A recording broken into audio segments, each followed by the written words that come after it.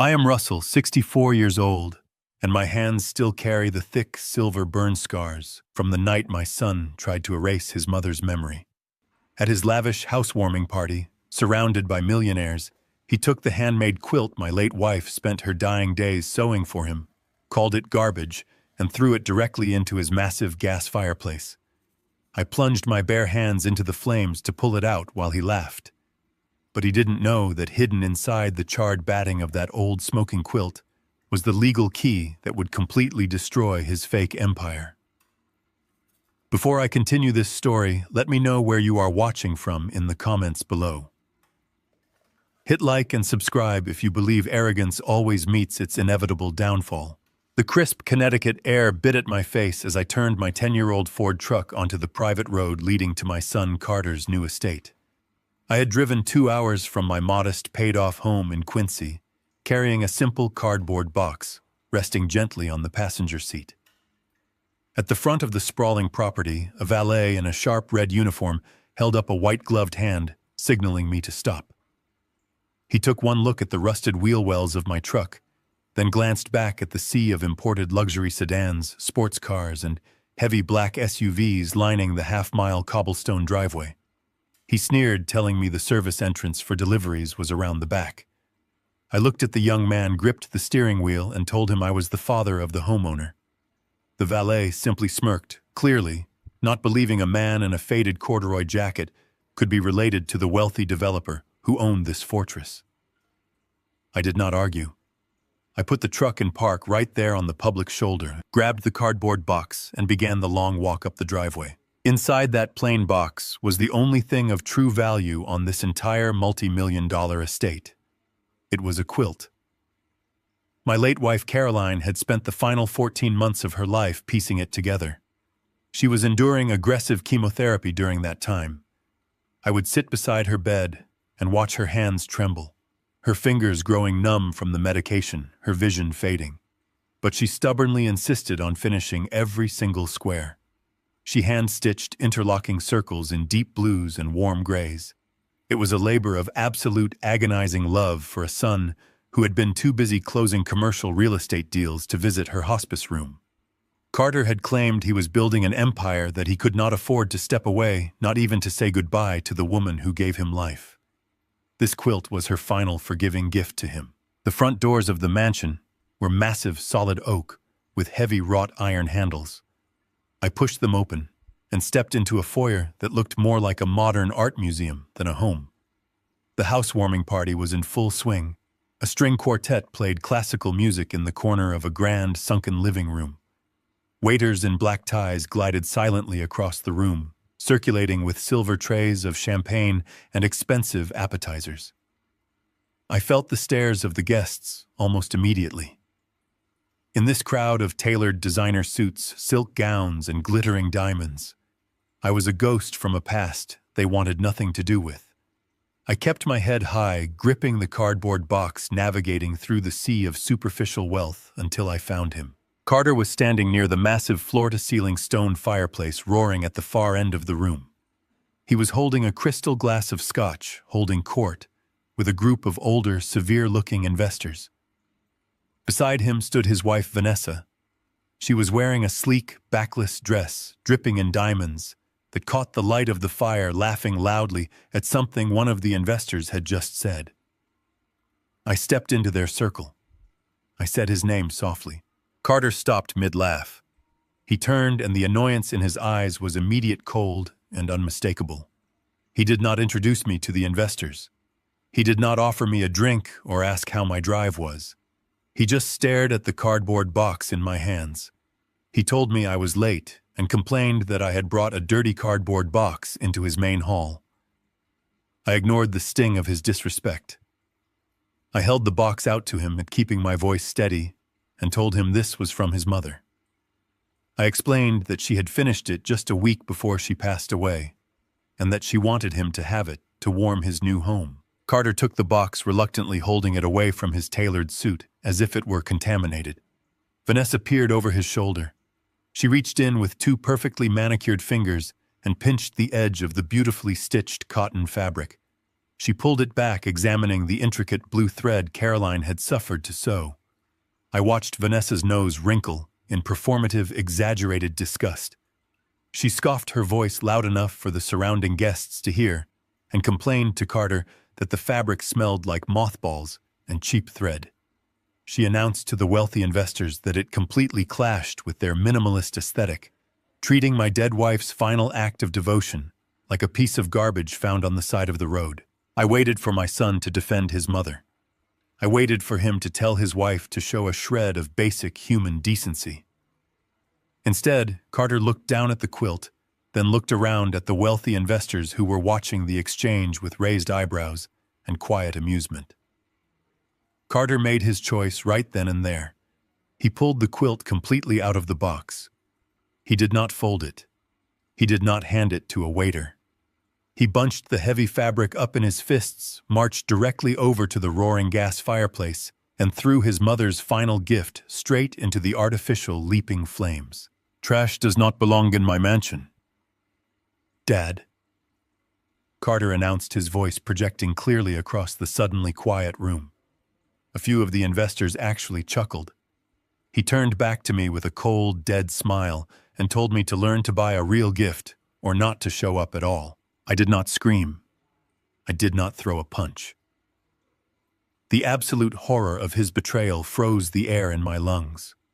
I watched the edges of the cotton fabric hit the synthetic logs. I watched the material begin to smoke, the blue thread turning black, curling into ash. Caroline's agonizing hours of work, her immense pain, her unconditional love burning away for the amusement of strangers. The conflict inside me shifted from sorrow to a cold, razor-sharp clarity. I stepped right past my son, ignoring the intense heat radiating from the open hearth. I bypassed the ornate iron safety screen and plunged my bare hands directly into the fire. The synthetic logs seared the skin of my palms instantly. The pain was blinding, white-hot, an absolute tearing through my nerves, but I did not pull back. I dug my fingers into the burning embers, grabbed the thickest, heaviest center of the smoldering fabric, and dragged it out of the flames. I slapped the burning edges against my jacket to extinguish the fire.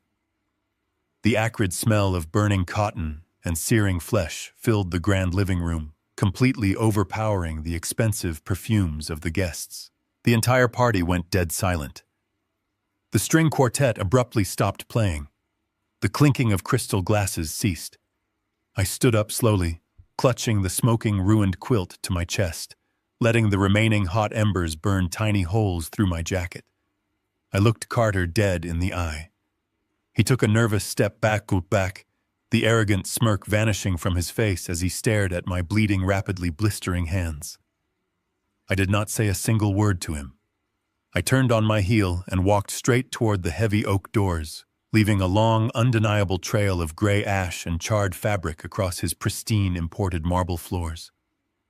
I walked out into the freezing night air, completely unaware that the heavy, unburned center of the quilt, pressed against my chest, held a secret that was about to tear his entire world apart. The cold leather of my truck seat offered no comfort as I slammed the door shut. I sat there in the dark cab, the engine off, the only sound, the ragged pull of my own breathing. The adrenaline that had carried me out of the mansion was fading rapidly, and in its place the true agony of the fire began to set in. My palms were a mess of angry red blisters and blackened skin, the heat radiating deep into the muscle and bone. Every pulse of my heart sent a fresh wave of blinding pain through my arms. I reached into the glove box with the side of my wrist, fumbling blindly in the dark, until I pulled out an old, greasy shop rag. It smelled heavily of motor oil rust and stale dust, but I wrapped it tightly around my ruined hands anyway, gritting my teeth against the sharp, stabbing sensation. The silence of the cab was shattered by the harsh vibration of my cell phone against the center console. The screen lit up the dark interior, casting a pale glow across the dashboard. I leaned over, squinting through the residual smoke still clinging to my clothes. It was a text message from my son. A part of me, the foolish, stubborn part of a father that never quite dies, even when it should thought he might be apologizing. I thought he might have chased after me into the freezing Connecticut night, suddenly realizing the absolute horror of what he had just done to his mother's memory. But the words glaring on the screen were devoid of any soul. "Send me the bill for the burn cream, then lose my number. You embarrassed Vanessa." There was not a single syllable of remorse. He did not ask if I was severely injured. He did not care that he had just incinerated the final painstaking labor of the woman who gave him life. His only concern was the social standing of his vain wife in front of a room full of millionaire investors. That text message was the final snap of the tether between us. The conflict did not end with the flames in his grand living room.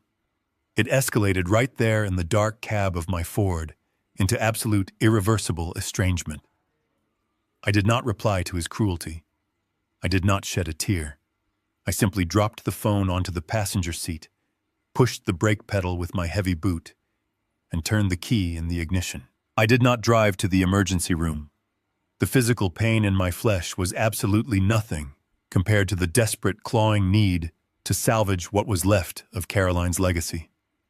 I pulled out of the wealthy suburban enclave, steering the heavy truck with the bottoms of my forearms. I left the manicured lawns, the imported marble, and the towering iron gates far behind me in the rearview mirror. I headed straight across the city, diving deep into the crowded neon-lit streets of the garment district. This was a place of real work, a place of calloused hands, aching backs, and honest living. It was exactly where Caroline had always felt most at home. 34 years ago, long before Carter was born, and long before his relentless greed consumed him, Caroline had dragged me into a tiny, cluttered shop in this exact neighborhood to pick up her wedding dress. That was where we first met Sylvia. Sylvia was a master tailor, a fiercely independent woman who had poured her entire life into needles, thread, and heavy bolts of fabric. Over the decades, she had become a permanent fixture in our lives. She mended my torn work clothes when money was tight, and she eventually taught Caroline the intricate, difficult quilting techniques my wife used to pass the time during her final days in hospice. If anyone on this earth could save the ashes of my wife's unconditional love, it was Sylvia. I pulled the truck onto the cracked concrete curb right outside her shop. The street was empty, the surrounding storefronts dark, save for a single bulb burning in the back room where Sylvia often worked late into the night, fulfilling rush orders. My hands were completely useless, swollen to twice their size and throbbing with a sickening, relentless rhythm. I climbed out of the truck, tucked the smoking ash-covered bundle of the quilt tightly under my arm, and walked heavily up to her door. I could not grip the brass knob, so I raised my heavy work boot and kicked the door open. The old glass panes rattled violently against the wooden frame, and the brass bell tied to the top chimed wildly, shattering the quiet of the street. Sylvia jumped up from her industrial sewing machine in the back room, knocking over a tray of wooden spools. She rushed out to the front counter, her eyes wide with alarm, but she froze dead in her tracks the moment she saw me. I must have looked like a walking nightmare. My faded corduroy jacket was covered in thick gray ash and dotted with small glowing burn holes that were still eating through the fabric. The acrid smell of charred cotton and seared human flesh hung heavily around me in the small space. But what made Sylvia gasp out loud, pressing her hands to her mouth, was the sight of my hands. Wrapped in the filthy oil-stained rag, they were trembling uncontrollably against my chest, blood and clear fluid seeping through the dark grease. I walked directly past her displays of fine silk and wool, straight to her large, scarred wooden cutting table, and let the bundle drop. The ruined quilt hit the wood with a heavy, dull thud. Fine flakes of black soot drifted up into the air under the bright, buzzing fluorescent lights of the shop. "Fix it," I rasped, my voice sounding like crushed gravel in the quiet room. "Whatever it takes." Sylvia did not ask a single question. She saw the absolute manic desperation burning in my eyes and immediately sprang into action. She ran to the back room and returned a moment later, carrying a large, heavy metal first aid kit. She gently reached out her experienced, delicate fingers, trying to pull the greasy rag away from my blistered skin. She inhaled sharply at the sight of the severe damaged tears springing to her eyes, but I pulled away from her touch. I told her firmly to ignore my hands and look at the quilt. My injuries were temporary. The scars would heal. But the ruined fabric lying on her table was irreplaceable. Sylvia wiped her eyes and reluctantly turned her attention to the smoking bundle. She carefully unfolded the heavy, stiff material, revealing the true, heartbreaking extent of Carter's destruction. The edges were completely scorched away, the beautiful blue interlocking circles blackened, brittle, and crumbling into dust at the slightest touch. The smell of the fire was entirely overpowering, now filling the small shop with the horrible stench of synthetic logs and ruined memories. Sylvia reached for a small, sharp pair of fabric scissors and a silver seam ripper. She began to gingerly cut away the destroyed outer edges, meticulously trying to find any clean, salvageable fabric to work with. I stood looming over the table, my raw hands resting lightly on the cool wood, my eyes completely fixed on the center of the quilt. Caroline had spent an unusual amount of time on that middle section during her final weeks. I remembered watching her pad it heavily, stitching it with a tight, incredibly complex pattern that made it stiff and rigid, almost like a shield. As Sylvia worked, her seam ripper snagged on a particularly thick knot of melted thread. She pulled gently, peeling back a large flap of blackened, charred cotton from that exact center square. Suddenly, something caught the harsh overhead light, sending a sharp reflection across the ceiling of the shop. The fire had burned completely through the soft outer layer and the thick cotton batting, exposing something hidden deep inside the fabric. It was not padding. It was not thread. I leaned closer, my breath catching in my throat, my heart pounding a strange, heavy rhythm against my ribs. Nestled perfectly within the ruined layers of the quilt, completely untouched by the flames, was the cold, unmistakable gleam of a solid, metallic object. Sylvia moved with the practiced efficiency of a woman who had spent decades working with her hands. She opened the heavy metal first aid kit on her cutting table and pulled out rolls of thick white gauze alongside a large tube of clear burn ointment. The sharp, sterile smell of the antiseptic immediately cut through the heavy stench of smoke clinging to my clothes. I sat perfectly still on a wooden stool while she coated my blistered palms with the cold gel. The sudden temperature change sent a violent shiver down my spine, but I welcomed the sensation. It grounded me. She wrapped the gauze tightly around my hands, binding my fingers together, creating thick, white protective layers over my ruined skin. She did not offer empty words of comfort or meaningless apologies. She knew that the intense physical pain was the only thing keeping me anchored to reality at that moment. Once she secured the final piece of medical tape, she turned her attention back to the table. The quilt lay there, under the harsh fluorescent lights, like a wounded animal. Sylvia picked up a small silver seam ripper that looked like a tiny curved blade. She leaned over the table, adjusting her thick wire-rimmed glasses, and began to carefully peel back the layers of charred cotton to assess the structural damage. The sound of tearing fabric filled the quiet shop. It was a slow, agonizing process. She had to navigate through melted synthetic fibers and scorched cotton batting, trying to find the boundaries of the destruction. I watched her work with my bandaged hands resting heavily on my knees. I was preparing myself to hear her say that the quilt was a total loss. I was bracing for the final confirmation that my son had successfully erased the last physical evidence of his mother's devotion. But then her hands stopped moving entirely. The shop went completely silent. The silver seam ripper slipped from her fingers and clattered softly against the scarred wooden table. I looked up at her face. The color had completely drained from her cheeks, leaving her skin an ashen gray. She was staring down into the gutted center of the fabric. Her shoulders began to tremble slightly. I stood up from the stool, my heart suddenly pounding, a heavy hollow rhythm in my chest. I asked her what was wrong. She did not look at me. She kept her eyes fixed on the torn opening in the quilt. "Russell," she whispered, her voice tight with a sudden, unexplainable panic. "Do you know what is sewn inside this?" I stepped closer to the table, leaning over the ruined fabric. Sylvia reached her hands into the thick white batting that had somehow survived the intense heat of the gas fireplace. She pulled the dense cotton fibers apart. Embedded deep in the absolute dead center of the quilt was something that did not belong in a handmade blanket. It was a flat rectangular pouch made of a dull gray material. It was not fabric. It was a high-grade fireproof and waterproof polymer. The edges were sealed tight. Caroline had not just been sewing a blanket during those agonizing final months in her hospice bed. She had been building a vault. She had constructed a hidden safe right under our noses, weaving it into the very fabric she knew I would eventually retrieve. Sylvia reached in and slid the pouch out from its hiding place. It landed on the wooden table with a heavy, solid thud that defied its slim profile. This was not a simple letter. This was hardware. The polymer was completely untouched by the flames, protected by the dense layers of treated cotton Caroline had obsessively wrapped around it. Sylvia stepped back, giving me room. I stood over the gray envelope.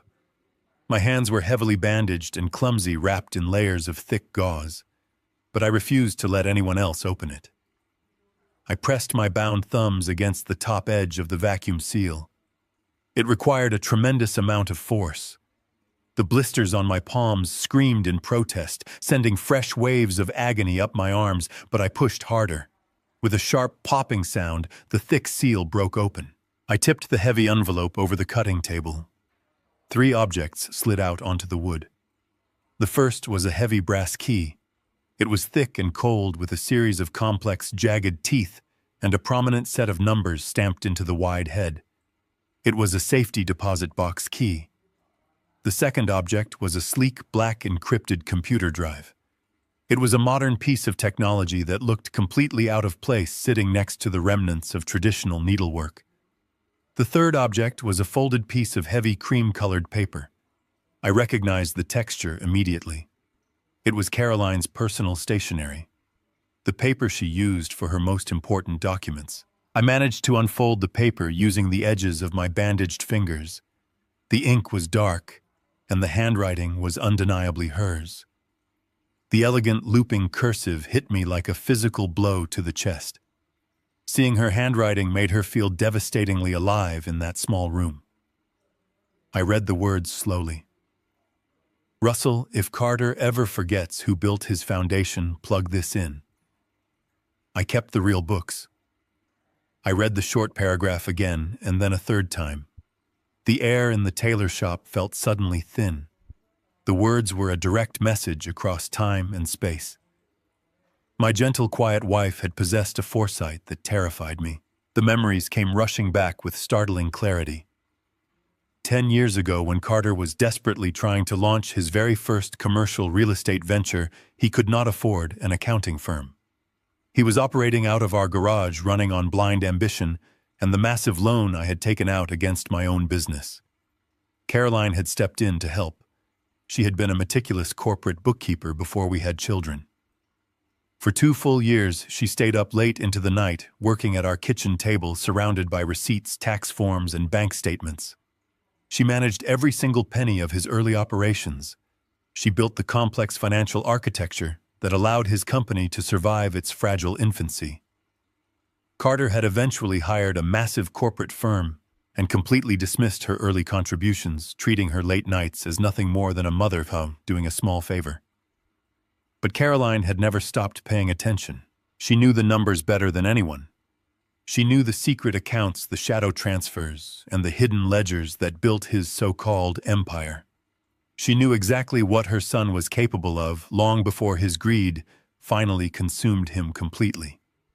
And she knew that one day his incredible arrogance would turn on the very people who gave him everything. She had prepared for this exact moment. She had sewn the ultimate weapon of his destruction into a gift she knew his vanity would eventually reject. I looked down at the brass key and the black computer drive resting on the table. The smell of the burned cotton no longer felt like a tragic loss. It felt like the smoke from a fired gun. The entire narrative of the evening instantly shifted. This was no longer a story about a grieving father holding a ruined sentimental item. This was the story of a man who had just been handed a buried financial bomb, and the fuse was already lit. The drive back to Quincy felt entirely different than the frantic rush into the city. The blinding pain in my hands had receded into a dull, heavy ache beneath the thick layers of white gauze Sylvia had wrapped around them. The heater in the old Ford truck blasted warm air over my legs, but I felt completely cold inside. I navigated the quiet, empty streets of my working-class neighborhood and pulled into the narrow, cracked driveway of my single-story house. It was a modest place. The vinyl siding was faded from years of harsh winters, and the roof shingles needed replacing, but I owned it free and clear. I had spent the last 10 years working myself into the ground just to keep the bank from foreclosing on this tiny piece of property. I turned off the engine and sat in the dark cab for a long time, listening to the ticking of the cooling metal. I reached over to the passenger seat and grabbed the heavy polymer pouch containing the brass key and the black computer drive. I walked up the concrete steps, unlocked the front door, and stepped into the silent house. I did not bother turning on the main hallway lights. I walked straight through the dark living room into the small spare bedroom I used as a home office and sat down heavily at my scarred wooden desk. I opened my old heavy laptop and pressed the power button. The internal fan whirred to life, cutting through the absolute silence of the empty house. The pale blue light of the monitor illuminated my face, casting long shadows against the walls. My bandaged fingers were stiff and uncoordinated, but I managed to grip the small black computer drive and push it carefully into the side port of the machine. A security prompt immediately flashed on the screen, demanding a password to decrypt the contents. I stared at the blinking cursor. Caroline was a brilliant financial mind, but she was also a woman deeply rooted in her family history. I slowly typed in the date we broke ground on my very first independent contracting job 30 years ago, using my wrapped knuckles to strike the keys. The screen blinked green, and the heavy encryption dissolved instantly. A massive organized directory of folders and complex spreadsheets populated the screen. I opened the main file labeled Master Ledger and leaned closer to the monitor. Row after row of incredibly detailed financial records appeared, mapping out every single transaction, deposit, and wire transfer related to Carter and his very first commercial real estate venture. To understand the absolute magnitude of what I was looking at, you have to understand what happened 10 years ago. Carter was fresh out of college, full of massive ambition, and wearing expensive suits he bought on credit, but he completely lacked the capital to back up his arrogant vision. He came to me one rainy night, sitting at my worn kitchen table, begging for seed money to purchase a dilapidated commercial warehouse he swore he could turn into a lucrative retail hub.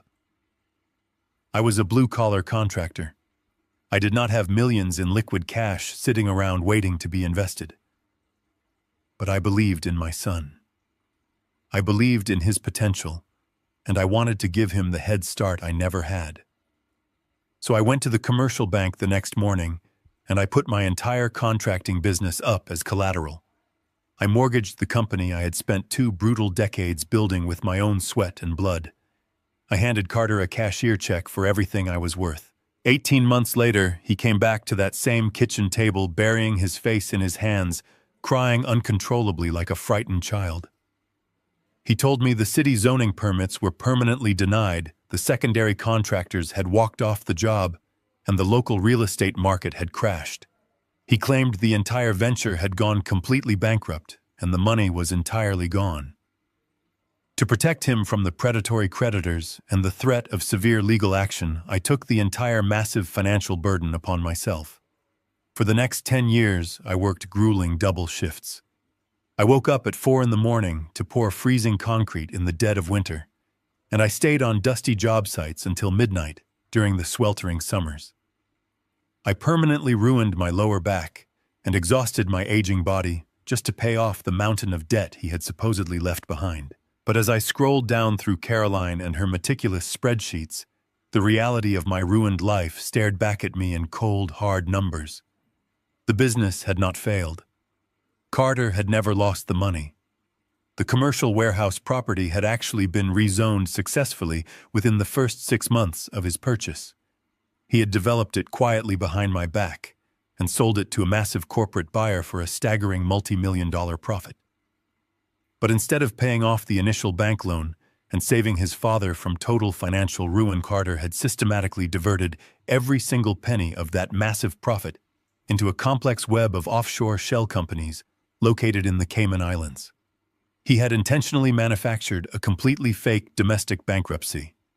He falsified the corporate loss reports, knowing full well I would step in and absorb the crushing debt to keep him out of federal prison. He watched me age a decade in the span of 3 years. He watched me sell off my heavy machinery, tractors, and tools piece by piece just to make the crushing monthly interest payments. He watched my hands grow thick with calluses and my spine bend with fatigue while he was quietly siphoning millions of dollars into his hidden, untraceable accounts. The sprawling Connecticut mansion he was currently partying in, the imported marble floors I had just bled on, the diamond necklace resting on the collarbone of his ungrateful wife. Every single piece of his luxurious, arrogant lifestyle was paid for with my stolen retirement and my broken body. He did not just disrespect me tonight by throwing his dying mother and her final beautiful gift into the fire. He had been robbing me blind every single day for 10 long years. I sat back in the creaking wooden chair. The blinding white-hot anger I had felt standing in front of his roaring gas fireplace completely vanished. It evaporated into the thin, cold air of my quiet office. In its place, a glacial, calculating clarity settled deep into my bones. The raw emotional pain of a betrayed parent was completely gone, replaced by the absolute precision of a man who suddenly understands the exact dimensions of the battlefield. I reached into the gray polymer pouch and pulled out the heavy brass key. I held it up to the pale blue light of the computer monitor, studying the grooves and edges. My eyes scanned the very top of the master spreadsheet glowing on the screen. There, in bold black letters, Caroline had typed the name of the First Fidelity Bank downtown and a specific secure vault number, Box 412. I looked down at the numbers stamped deep into the wide head of the brass key resting in my bandaged palm. 412. It was a perfect match. The computer drive contained the hidden history of his crimes, but this key was the physical weapon that would execute his absolute punishment. Caroline had meticulously documented the massive theft, but she had also secured the foundational deeds he thought he had successfully buried. I did not feel like a sad, discarded father anymore. I felt like the rightful legal owner of a massive financial empire who was finally stepping out of the dark shadows to collect his long overdue debt. The trap my brilliant wife had built was fully loaded. All I had to do now was walk into that bank and turn the key. The sun rose pale and cold over Quincy the next morning, bringing no warmth to the empty house. I had not slept a single minute. I sat at my wooden desk watching the financial numbers on the laptop screen until the digital clock in the corner of the monitor struck 8. I shut down the machine, secured the black computer drive in my interior jacket pocket, and walked out to my truck. Downtown traffic was heavy, but I navigated the congested city streets with a calm mechanical precision. By 8:45, I parked my truck 3 blocks away from the towering glass and steel structure of First Fidelity Bank. I walked the remaining distance, feeling the cold morning wind biting at my face and the dull, throbbing pain radiating from beneath the thick gauze on my hands. I pushed through the heavy revolving glass doors exactly at 9 o'clock, just as the armed security guard unlocked the main lobby. The interior was a cavern of polished white marble and silent, oppressive wealth. Men in expensive tailored suits and women carrying designer briefcases rushed past me, paying absolutely no attention to the older man in a faded corduroy jacket. I walked directly past the long regular teller lines and approached the heavy mahogany desk labeled Vault Manager.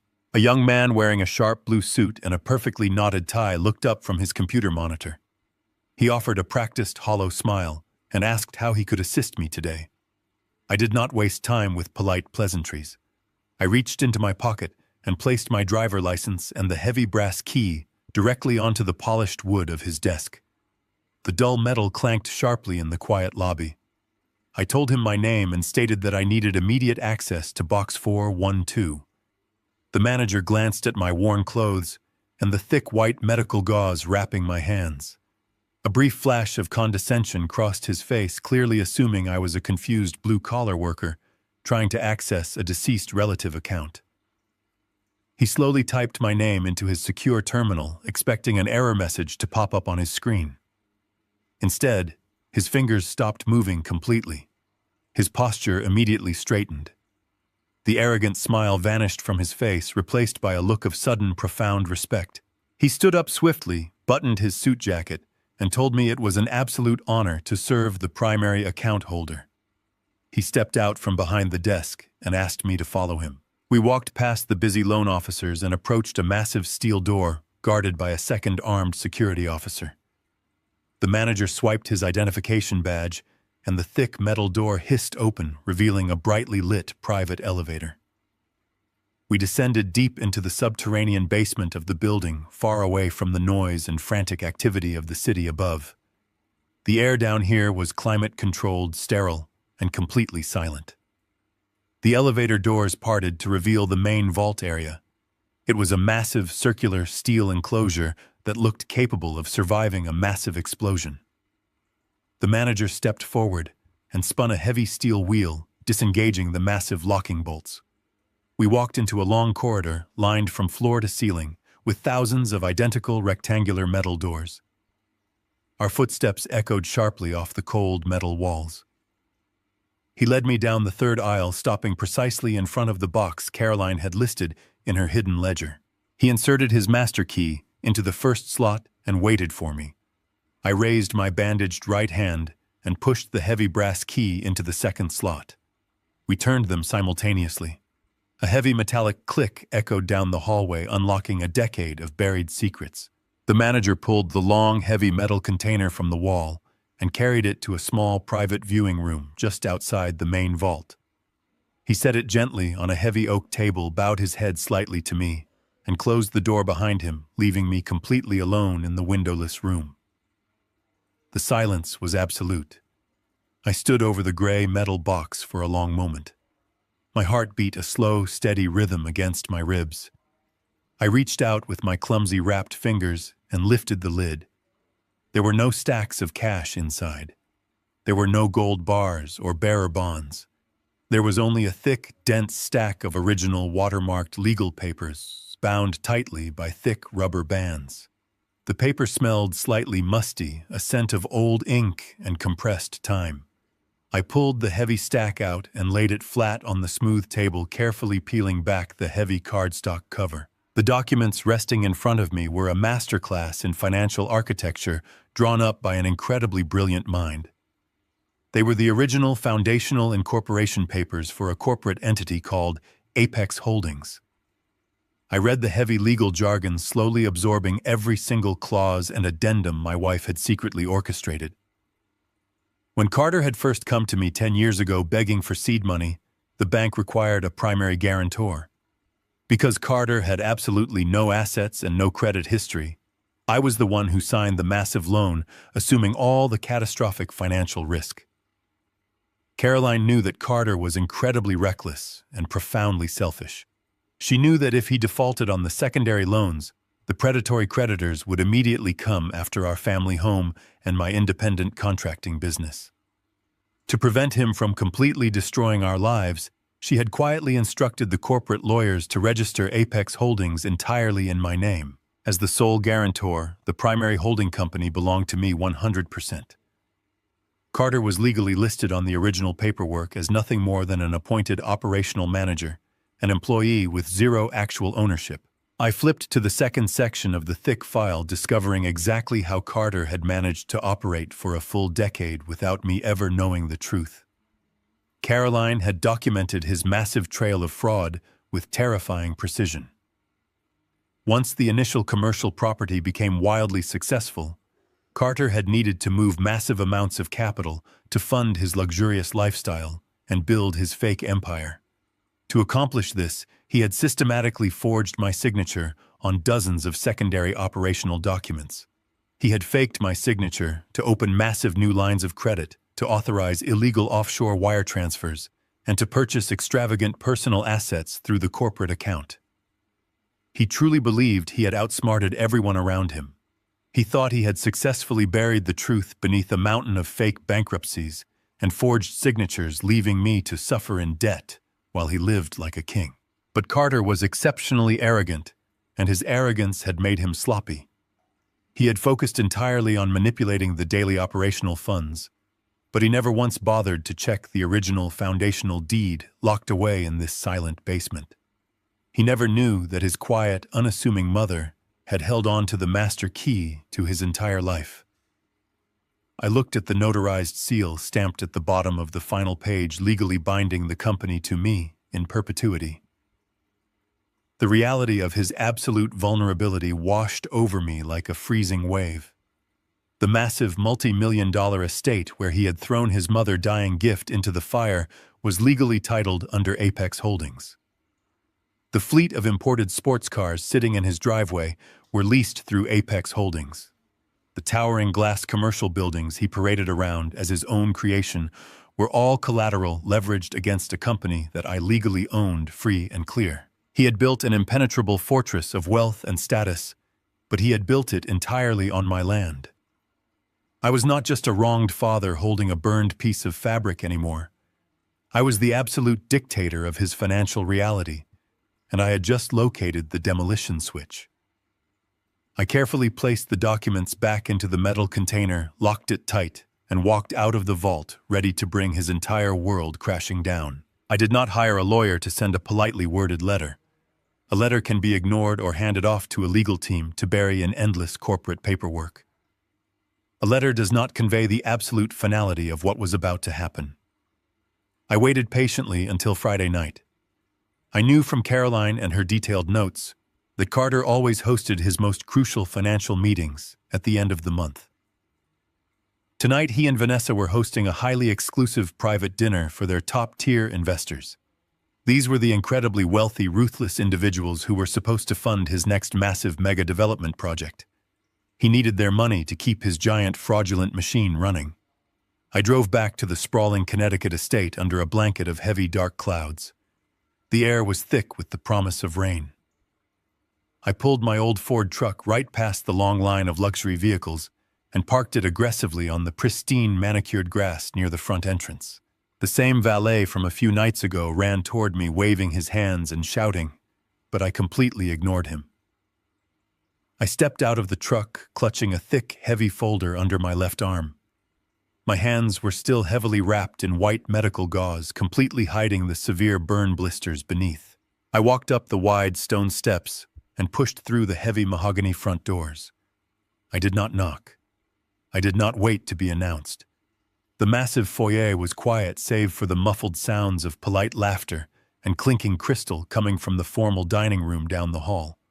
I walked across the imported marble floors, my heavy work boots thudding loudly against the polished stone. The grand dining room was a spectacular display of manufactured wealth. A massive crystal chandelier hung from the vaulted ceiling, casting a warm golden glow over a long mahogany table. 12 guests sat in high-backed velvet chairs wearing expensive tailored suits and elegant evening gowns. At the head of the table sat Carter. He was wearing a custom black tuxedo, holding a glass of dark red wine, smiling widely as he pitched his grand vision for a new commercial skyscraper. Vanessa sat at the opposite end, playing the perfect hostess, nodding along and gesturing to the waitstaff, who were serving an extravagant multi-course meal on gold-rimmed porcelain plates. I stepped into the archway of the dining room and simply stood there. It only took a few seconds for the nearest guest to notice me. A wealthy woman dripping in silver jewelry stopped mid-sentence and stared at my faded corduroy jacket and my bandaged hands. One by one, the other investors turned their heads to follow her gaze. The polite laughter died instantly. The soft background music seemed to fade away into nothing. The dining room fell completely dead silent. Carter was looking down at his notes, but the sudden heavy silence caused him to look up. When his eyes locked onto mine, the smug, confident smile vanished from his face as if it had been slapped away. His skin flashed a deep, angry red. He stood up abruptly, knocking his heavy wooden chair backward. It scraped loudly against the hardwood floor. He pointed a trembling finger at me and told me he had ordered me never to come back to this house. He raised his voice and began shouting for his private security team to come and remove the trespasser. I did not shout back. I did not raise my voice or show a single ounce of intimidation. I walked slowly and deliberately down the entire length of the long dining table. The wealthy investors watched me with wide, fearful eyes, shrinking back into their velvet chairs as I passed. I reached the head of the table where Carter was standing. He was breathing heavily, his chest heaving with manufactured outrage, but I could see the tiny flicker of genuine panic hiding deep in his eyes. He had no idea why I was so calm. I looked down at his beautiful, pristine table setting. I lifted my bandaged right hand and dropped the thick, certified folder directly onto his gold-rimmed dinner plate. The heavy stack of paper hit the porcelain with a loud, sharp crack that echoed off the high ceiling of the cavernous room. Carter stared down at the plain manila folder. I looked him dead in the eye and spoke clearly so that every single incredibly wealthy person in that room could hear my exact words. I told him I was not standing there as his father. I told him I was standing there as the sole legal owner of Apex Holdings. I watched his breath catch in his throat. I told him he had exactly 72 hours to vacate my property. The silence in the room became so heavy, it was almost suffocating. Carter opened his mouth to speak, to call me crazy, or to lie to his guests, but no words came out. He was completely paralyzed by the sudden, terrifying realization that his absolute worst nightmare had just walked into his dining room. Sitting directly to the right of Carter was the lead investor. He was an older man with cold, calculating eyes, a notorious venture capitalist known for his ruthless business tactics. He did not ask for permission. He reached across the table and grabbed the heavy folder right off the porcelain plate. Carter tried to snatch it back, shouting that it was private family nonsense, but the investor swatted his hand away with absolute authority. The older man flipped open the cover. He began to scan the crisp white pages. He read the original notarized foundational deeds proving my total ownership of the holding company. Then he turned the page and looked at the printed spreadsheets I had extracted from the black computer drive. He saw Caroline and her meticulous accounting of the stolen funds, the forged signatures, and the fake bankruptcies. I watched the blood completely drain from the powerful investor face, leaving his skin a sickly pale white. The millions of dollars he was preparing to give my son were about to be poured into a massive black hole of federal fraud. He realized in a matter of seconds that the mansion they were sitting in, the cars in the driveway, and the corporate towers Carter claimed to own were all entirely fake. They were useless collateral leveraged against a company Carter had absolutely no legal right to operate. The investor slowly closed the folder. He did not yell or throw a tantrum. He simply looked up at Carter with a look of absolute, unadulterated disgust. It was the look a man gives a cockroach before crushing it under his heel. The illusion of my son and his incredible success shattered into a million irreversible pieces right there on the dining room table. I did not need to stay to watch the rest of the carnage. I turned my back on the ruined dinner party and walked out into the cool, dark night, leaving him to face the monsters he had invited into my home. I did not look back as I walked down the long, brightly lit hallway of the mansion. I did not need to see the chaos unfolding in the formal dining room to know exactly what was happening. Even before I reached the heavy mahogany front doors, I could hear the scraping of heavy wooden chairs violently pushing back against the imported marble floors. I heard the sharp, authoritative voice of the lead investor commanding his associates to gather their coats immediately. There were no polite goodbyes exchanged. There were no promises to reschedule the meeting or discuss the matter further. The wealthy elite operate on a strict code of financial self-preservation, and they had just smelled blood in the water. The massive financial backing my son had spent months carefully courting was completely evaporating before the kitchen staff could even bring out the first course of the extravagant meal. I pushed open the front doors and stepped out into the damp, cool night air. The valet who had sneered at my rusted truck earlier was now rushing frantically toward the entrance, summoned by the panicked demands of the exiting guests. I walked slowly across the manicured grass, completely ignoring the frantic, chaotic activity erupting behind me. I climbed into the cab of my old Ford and pulled the heavy door shut, enclosing myself in the quiet, dark sanctuary of my truck. I pushed the key into the ignition, but before I could turn it, the silence of the cab was shattered. My cell phone began to vibrate violently against the plastic center console, emitting a harsh, relentless ringtone. The bright screen illuminated the dark interior of the truck, casting a pale glow over my bandaged hands. The screen flashed a name I had once associated with pride and hope. It was Carter. Just a few days ago, a call from him would have filled my heart with the desperate, eager anticipation of a father waiting to be thrown a few crumbs of affection. Now the flashing name on the screen meant absolutely nothing to me. I sat there in the dark, watching the phone vibrate on the console, listening to the sheer desperation radiating from the small electronic device.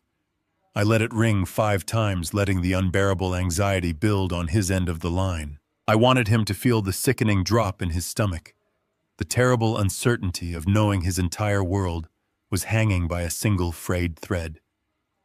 On the 6th ring, I slowly reached out with my wrapped fingers and pressed the green button on the screen. I lifted the phone to my ear, but I did not say a word. I simply sat there in the dark and listened to the sound of his complete destruction. His voice came through the small speaker, completely stripped of its usual arrogance and polished charm. He was breathless, panting heavily, as if he had just sprinted a mile.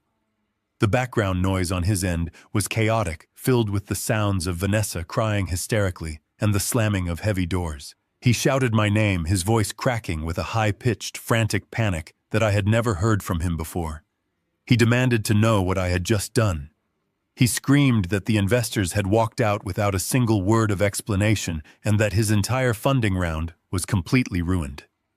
He accused me of fabricating the documents, claiming they were fake pieces of garbage designed specifically to embarrass him in front of his peers. He told me I was destroying his company, his reputation, and his entire life. He was completely unhinged, flailing blindly in the dark, desperately trying to regain control of a narrative that had already slipped through his fingers forever. I waited patiently until he ran out of breath, until his frantic screaming dissolved into ragged, heavy panting. When the line finally fell quiet, except for his frantic breathing, I spoke. My voice was low, even, and completely devoid of any parental warmth or sympathy. I told him the documents were absolutely real. I told him his mother had kept the receipts for every single penny he had stolen over the last 10 years. I explained with surgical precision that he had forged my signature to completely drain my retirement and that he had built his extravagant house entirely on my name. I did not raise my voice, but every single word I spoke acted like a heavy iron nail being driven deep into his coffin. I informed him that the lead investor was not just leaving the dinner party, he was likely making phone calls to the Federal Banking Commission from the back of his limousine. I told Carter that First Fidelity Bank had already frozen all of his operational accounts and personal assets, pending a massive federal fraud investigation. The silence that followed my words was profound. It was the sound of a man plummeting from a towering height, suddenly realizing there was absolutely no safety net to catch him at the bottom. He tried to stammer out a response, he tried to formulate another lie, but his brain could not process the absolute magnitude of the collapse. Before he could start begging or crying or trying to negotiate a way out, I simply pulled the phone away from my ear and ended the call. I tossed the device onto the passenger seat and finally turned the key in the ignition. The old engine roared to life, vibrating beneath my feet. Almost immediately, the phone lit up again, buzzing relentlessly against the worn upholstery. It was Carter calling back. When I did not answer, a barrage of frantic text messages began lighting up the screen in rapid succession. I did not turn the phone off, and I did not block his number. Blocking him would have been a defensive maneuver, a way to shield myself from his anger. Leaving the line open but refusing to answer was an active, continuous punishment. I wanted him to call me 100 times. I wanted him to listen to the empty ringing, to stare at the unread messages, and to fully experience the deafening absolute silence of my refusal to save him. For 10 years, I had answered every single call, I had paid every single debt, and I had sacrificed my own body to shield him from the consequences of his actions. That era was permanently over. I put the truck in gear and slowly drove away from the massive iron gates of the estate, leaving him trapped inside a mansion he did not own. The conflict had instantly escalated far beyond a bitter family dispute over a burned quilt. This was now a full-blown federal financial crisis, spreading rapidly across the city. The dominoes were falling with terrifying speed, crushing his fake corporate empire, his marriage, and his freedom. And as I drove back to my quiet, modest home, I felt absolutely no guilt. I only felt the cold, clean wind blowing through the open window and the undeniable satisfaction of watching a predator finally step into a trap of his own making. The weekend passed in a heavy quiet. By Monday morning, the financial fallout from the frozen accounts had evolved from a silent digital freeze into a very loud, very public catastrophe. I woke up long before dawn and brewed a strong pot of black coffee, filling my old metal thermos to the brim. I drove back to the wealthy Connecticut suburb, parking my faded Ford truck down the street from my son's massive estate. I found a spot under the sweeping branches of a large oak tree, perfectly positioned to observe the main gates without drawing attention to myself. The neighborhood was completely still. The manicured lawns were covered in a light morning frost, and the only sound was the gentle hum of my truck heater. I unscrewed the cup of my thermos and took a slow sip of the hot, bitter coffee. I was completely calm. I knew exactly what the automated banking systems had been doing over the weekend. Every single massive auto payment scheduled for the first of the month had slammed into the solid brick wall of a federal asset freeze. The bounced payments had triggered immediate alarms at the luxury leasing companies. I did not have to wait long to see the results. Just after 7 o'clock, the quiet morning air was shattered by the loud grinding roar of heavy diesel engines. 2 massive heavy-duty tow trucks turned onto the pristine street. They were large industrial machines covered in grease and rust, sporting flashing yellow lights that painted the surrounding trees in harsh, rhythmic bursts. The trucks slowed down and backed up directly toward the wrought iron gates of the mansion. The security system had already failed due to unpaid utility bills, allowing the repo men to push the heavy gates open manually. I watched from the cab of my truck as the 2 massive vehicles rolled up the half-mile cobblestone driveway. The harsh reality of working-class debt collection was invading the artificial, pristine sanctuary my son had built. The drivers hopped out of their cabs wearing heavy canvas jackets and thick work gloves, holding clipboards filled with authorization forms. They walked directly toward the 2 magnificent vehicles parked near the front entrance. One was a sleek silver Bentley leased under Vanessa's name, but paid for by Apex Holdings. The other was Carter's pride and joy, a custom black Porsche that he loved to flaunt at his real estate seminars. These cars were not just modes of transportation. They were the ultimate symbols of his manufactured success and his arrogant superiority. The tow truck drivers did not care about the sleek lines or the expensive leather interiors. They saw steel and rubber that belonged to a bank. They moved with practiced efficiency, dragging heavy metal chains across the expensive cobblestone and positioning the hydraulic lifts under the luxury cars. The loud clanking of the chains must have echoed through the cavernous, empty rooms of the mansion. Suddenly, the heavy mahogany front doors swung violently open. Vanessa ran out onto the cold driveway. She was wearing a thin, emerald green silk robe and expensive designer slippers, completely unprepared for the freezing morning air. Her perfectly styled hair from the dinner party was a tangled mess, and her face was contorted into a mask of pure outrage. I watched through the windshield as she began screaming at the drivers, waving her arms frantically.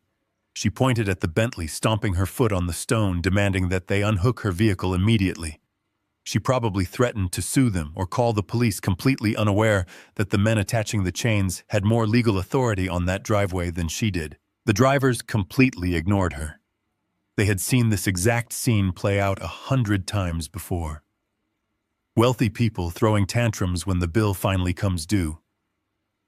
One of the men simply handed her a yellow copy of the repossession order and turned back to the hydraulic controls.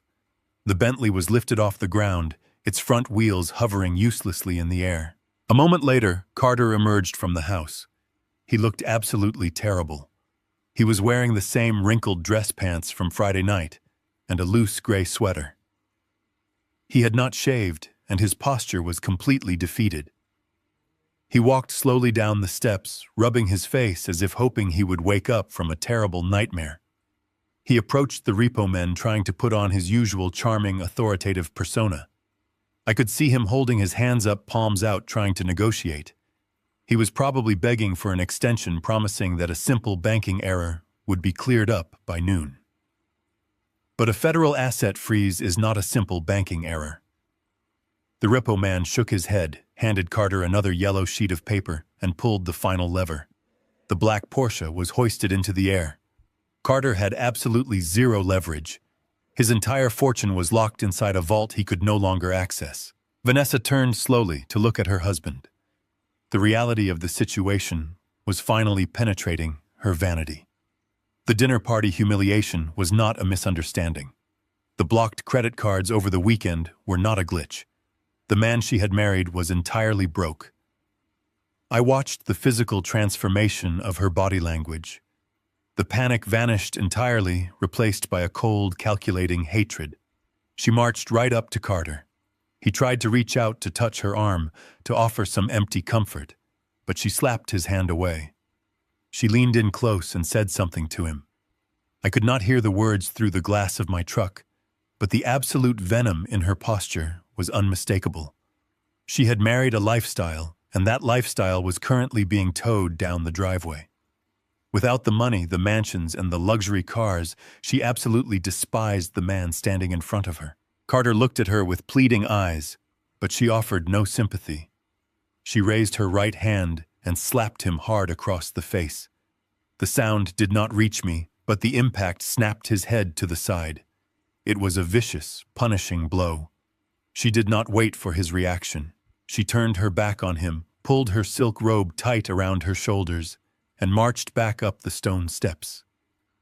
She went inside and slammed the heavy oak doors, leaving him completely alone on the freezing driveway. She treated him with the exact same disposable cruelty he had shown his mother's Quilt. Carter stood frozen on the empty cobblestone. The tow trucks rumbled past him, carrying his beautiful, expensive toys down the long driveway and out through the iron gates. They drove right past my hidden truck, the flashing yellow lights reflecting off my windshield. I watched Carter slump, his shoulders completely broken. But then his posture suddenly changed. The paralyzing shock gave way to a frantic, desperate energy. He ran around the side of the massive house toward the smaller staff garage. A few moments later, a simple blue hybrid sedan backed out onto the driveway. It was an older model, likely something Vanessa had owned before she married into his fake wealth. The engine whined as Carter slammed the car into gear and sped down the driveway. The tires squealed aggressively against the stone as he tore through the open gates, taking the corner onto the main road with reckless speed. He drove straight past my parked truck, his eyes fixed entirely on the road ahead, completely unaware that the architect of his destruction was sitting 30 feet away drinking coffee. I watched his taillights fade into the morning traffic. I knew exactly where he was going. He was not heading to his corporate office downtown. The federal marshals and the banking regulators were undoubtedly swarming the glass tower right now, seizing servers and locking the doors. He was a hunted man with nowhere left to hide. He was heading to the only place he thought might hold the key to saving his skin. He was heading straight for my modest house in Quincy, hoping to find the black computer drive to destroy the evidence. I took a final slow sip of my hot coffee, screwed the cup back onto the thermos, and put the truck in gear. The trap at my house was already set, and I was ready to watch him walk right into it. I had parked my truck a few miles away from his gated community at a small, quiet diner, sitting in a vinyl booth near the back window. I ordered a cup of black coffee and set my cell phone flat on the scratched table. Yesterday afternoon, anticipating exactly how a rat behaves when cornered, I had hired a local security company to install a series of high-definition, hidden cameras inside and outside my modest home in Quincy. I knew my son better than anyone in the world. I knew that once his wealth was stripped away and his wife turned her back on him, his arrogance would immediately curdle into sheer blind panic. He would quickly realize that the only way to save himself from federal prison was to destroy the physical evidence of his financial crimes. He desperately needed that encrypted black computer drive. The screen on my phone suddenly lit up with a silent motion alert. I tapped the notification, and the live video feed buffered for a single second before revealing the small, concrete patio behind my house. Carter had parked his wife-blue hybrid car, half on the street curb and half on my overgrown front lawn. He stumbled out of the driver's seat looking completely deranged. He marched right up to my back door.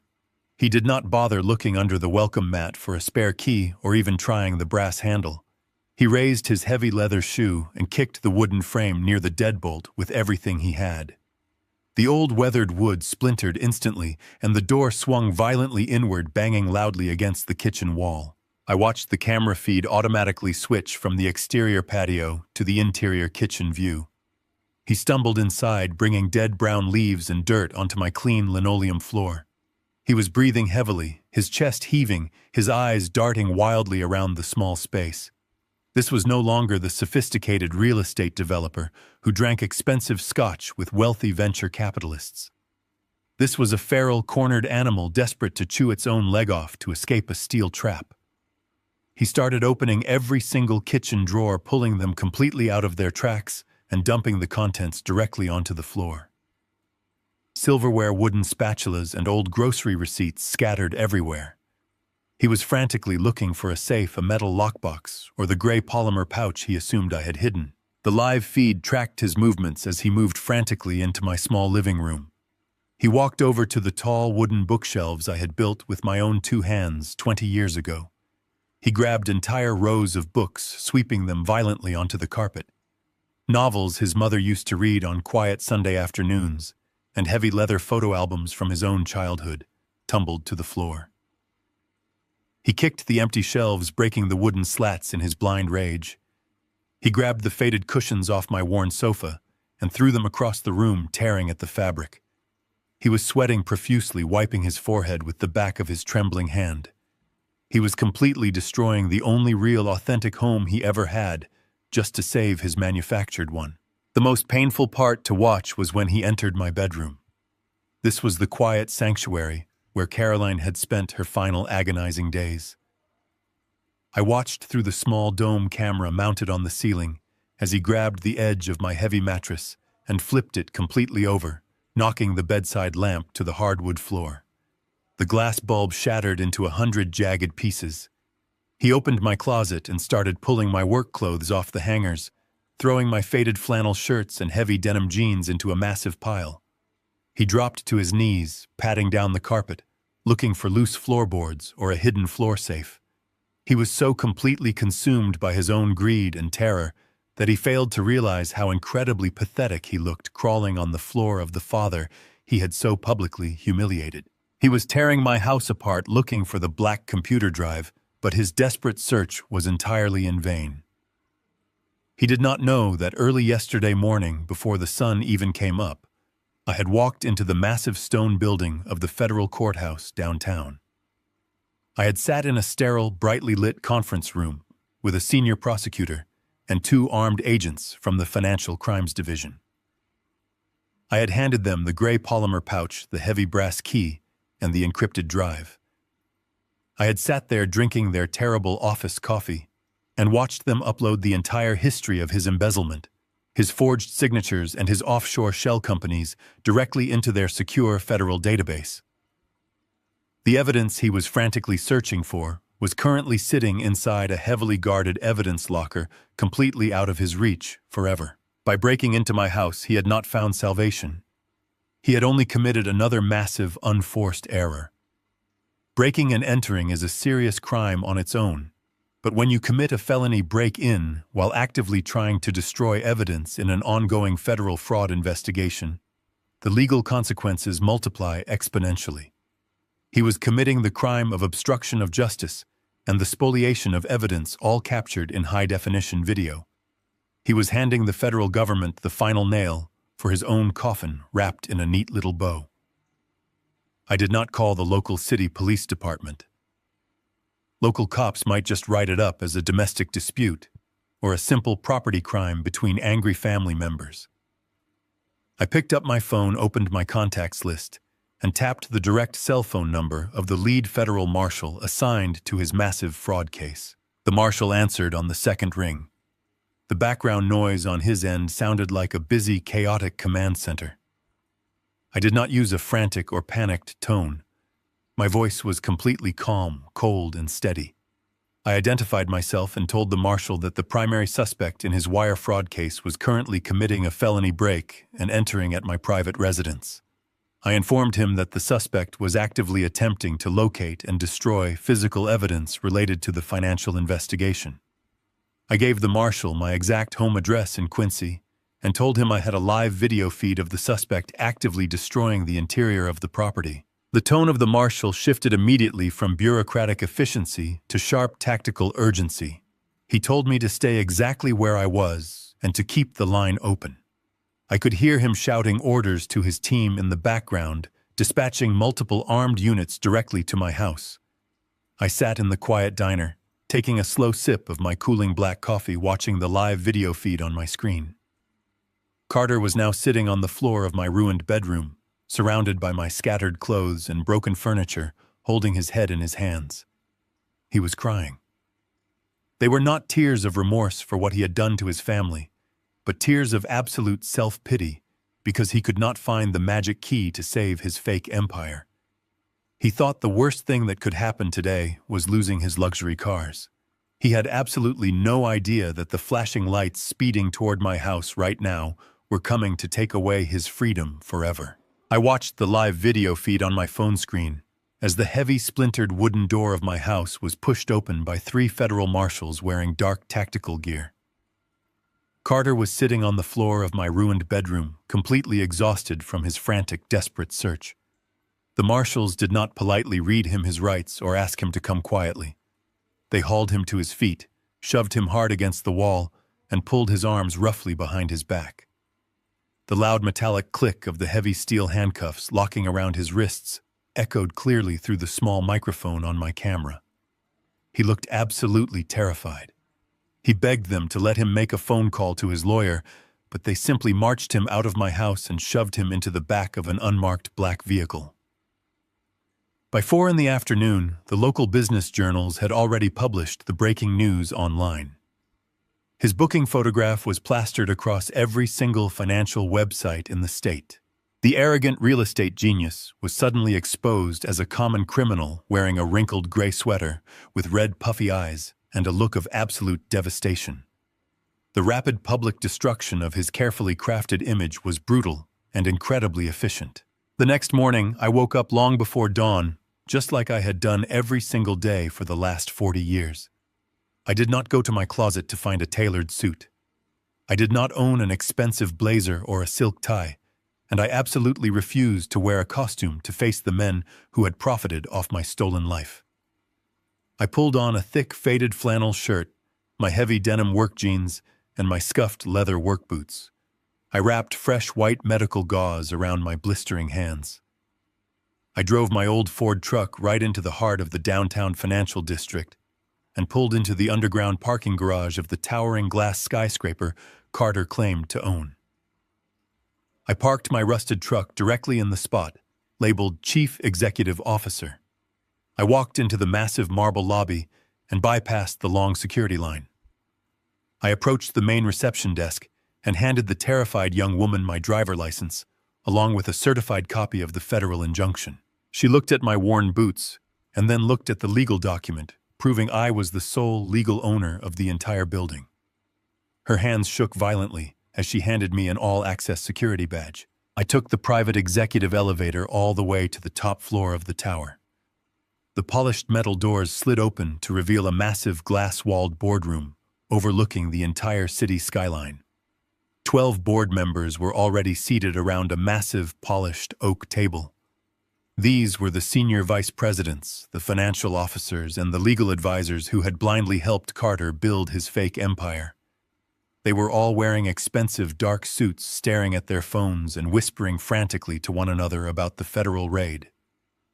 The room fell completely dead silent the moment I walked through the glass doors. They looked at my flannel shirt, my worn work boots, and my thick bandaged hands with utter confusion. They were expecting a team of ruthless federal regulators or a group of corporate liquidators to walk in.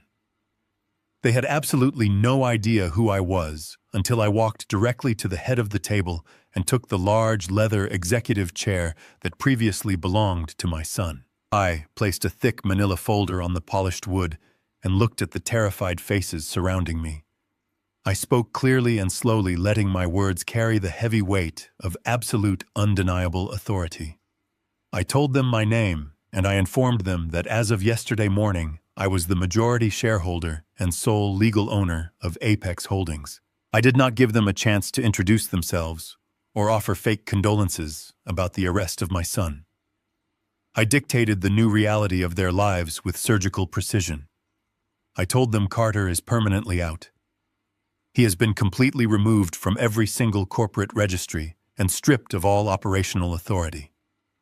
I watched their faces turn a sickening shade of pale white as I outlined the immediate future of the holding company. I announced that the entire massive corporation, along with every single subsidiary and commercial property, would be completely liquidated starting today. I told them the incoming funds from the massive fire sale would be used to immediately pay back the hundreds of honest blue-collar contractors Carter had stiffed over the years. The remaining massive balance would be used to fully reimburse my stolen retirement fund with a full decade of heavy compounding interest. I told them their lucrative salaries, their massive quarterly bonuses, and their comfortable golden parachutes were completely erased as of this exact second. Suddenly, a younger executive sitting near the middle of the table stood up. He was a close personal friend of my son, a man who had directly benefited from the illegal offshore accounts. His face was red with arrogant anger as he slammed his hand down hard on the polished wood table. He started shouting about corporate bylaws and fiduciary duties, threatening to file a massive class action lawsuit against me to stop the liquidation process. He claimed I had no right to walk in off the street and destroy their wealthy livelihoods. I did not raise my voice or argue with him. I did not need to defend my position to a thief. I simply reached into my manila folder and pulled out a single piece of white paper. It was a copy of a massive fraudulent wire transfer Carter had authorized 5 years ago to drain my bank account. Right next to my forged signature was the clear, undisputed signature of this younger executive acting as the verifying witness. I slid the paper across the polished oak table until it stopped right in front of him. I looked him dead in the eye and told him calmly that if he objected one more time, I would personally hand that specific document to the federal prosecutor and ensure he shared a concrete prison cell with my son.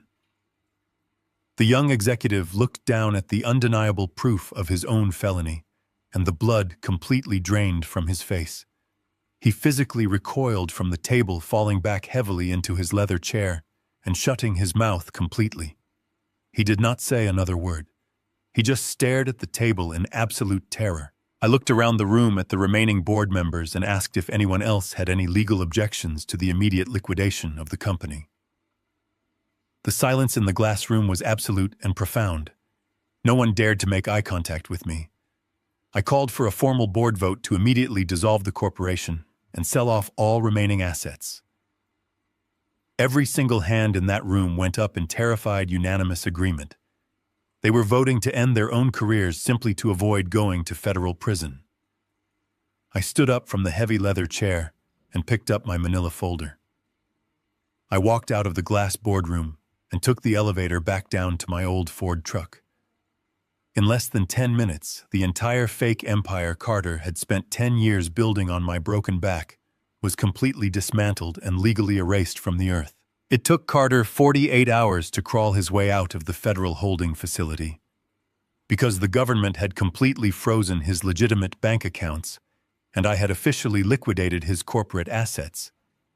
He had absolutely no clean money to secure a standard bail bond. No reputable agency would touch a man facing 32 counts of federal wire fraud with zero collateral. Desperation forces a man into incredibly dark corners.